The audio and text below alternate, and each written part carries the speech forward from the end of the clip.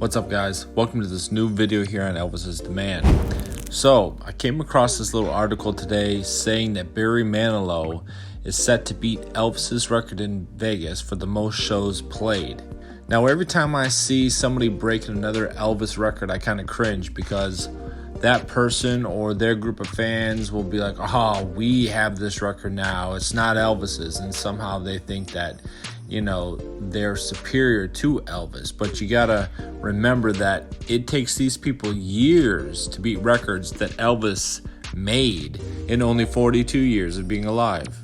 Like when I hear that Mariah Carey beats Elvis for most number ones, or Madonna, or Justin Bieber, you know, they just have to collaborate to make sure they get hits when Elvis did it all by himself. Or when I heard that Garth Brooks was the greatest selling solo artist of all time. You know, it used to irritate me, but now I just realize that it doesn't matter because, you know, Elvis is the man. Now let me get to the story. All right, so from between 1969 and 1976, Elvis played 367 consecutive sold-out shows there in Vegas. Now, just a side note here, that number was always thought to be 837, but when Westgate took over the Las Vegas Hilton and partnered with Graceland, or Elvis Presley Enterprises, for an Elvis exhibit a few years ago, those figures were looked at again by Angie Marchese. I don't think I'm pronouncing that right. I'm sure some of you guys will know the pronunciation. But anyway, and there was a new count given at 636. So she counted every single show Elvis gave in Vegas. That's the new total, from 837 to 637. So the number was believed to be 837. It came from the Hilton giving Elvis a plaque in September 1978, or remembering Elvis with a plaque saying that he was the number one performer here in Vegas with 837 shows, and that's the believed total. But now it's at 636.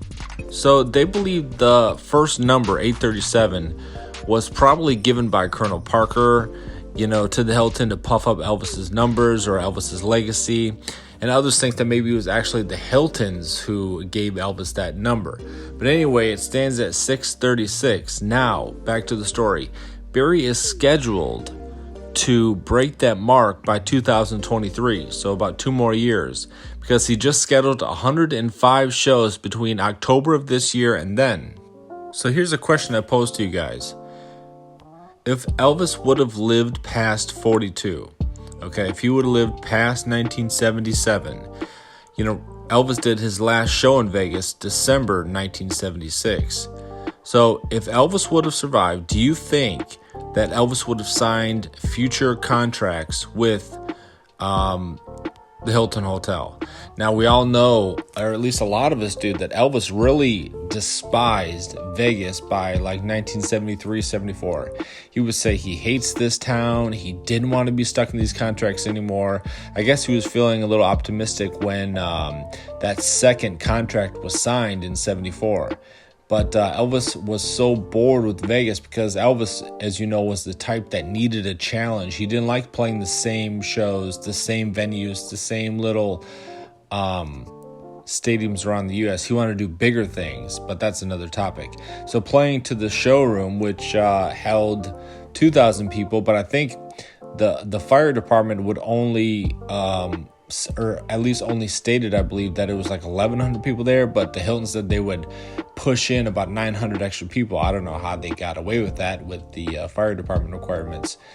But I don't think Elvis would have signed another contract to be in Vegas like in 78 or 79. I think he'd done with it. He was done with it, I believe.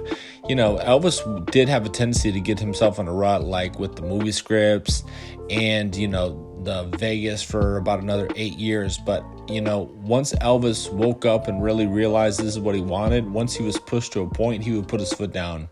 And I don't personally think that Elvis would have signed and done any more in Vegas after 76. But what do you guys think? So in conclusion, what does this mean? It means nothing. You know, what Elvis did in 42 years, it takes people years and years to break, or they have to collaborate on each other's records. to, secure hits. And always remember, Elvis is the man when you hear these records being broken. One more thing I'll add to this video before I wrap it up. I actually do know a Barry Manilow impersonator. I've known him for a little while. He looks just like him. He dresses like him. He's always on. He's never like just dressing as himself. He always comes in as Barry Manilow. The hair, the dress, everything. People hire him to do impressions. I don't have a picture of him, but he looks just like him. People think it's him. But anyway, that's that for this video. Hope you guys enjoyed this little bit of info. Subscribe if you haven't already. Hit the like button if you enjoyed it. It helps to grow and expand the channel. And we'll talk to you guys shortly.